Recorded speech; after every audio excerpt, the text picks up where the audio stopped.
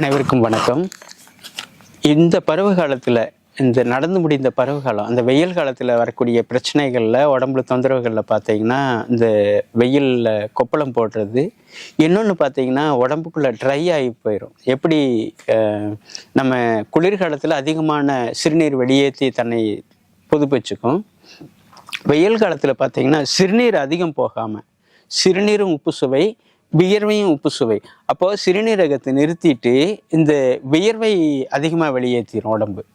அப்போ இந்த வியர்வை மூலமாக அதிகமாக வெளியேகிறதுனால உடம்பு சூடாகி, எப்படி உப்பளத்தில் தண்ணியை தேக்கி வச்சா அது சூடாக்கப்பட்டு ஆவியாக்கப்பட்டுருச்சு அப்படின்னா அந்த உப்பு படியும். அதே போல தான் இந்த உடம்புக்குள்ளேயும் அந்த உப்பு படிகிறது தான் சிறுநீரக கற்கள் அப்படின்னு சொல்லுவோம். அந்த ஸ்டோன் ப்ராப்ளம்னு சொல்லுவோம். இந்த ஸ்டோன் ப்ராப்ளத்துக்கு எளிமையான வழி என்ன அப்படின்னா, இந்த பீன்ஸை நல்லா பச்சையாக காலையில் அரைச்சி குடிச்சிட்டோம் அப்படின்னாலும் தீரும். இன்னொன்று அந்த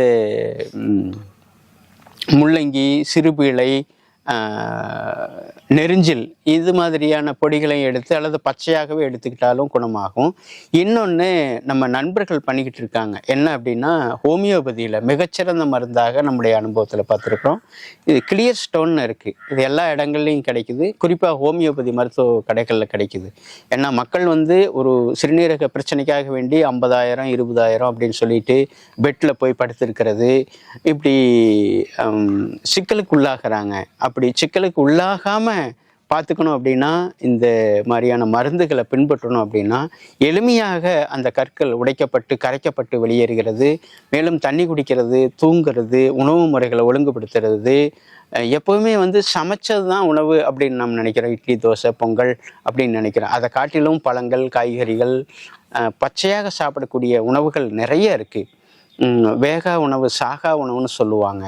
அப்படி அந்த உணவுகள் எடுத்துக்கும் பொழுது உடலும் உறுதியாகுது, மருத்துவ செலவும் குறையுது அப்படிங்கிறத தெரிவிச்சுக்கிட்டு, எளிமையான மருத்துவங்களை கடைபிடித்து மருத்துவ செலவிலிருந்து விடுபட்டு நோயின்றி வாழ்வோமாக.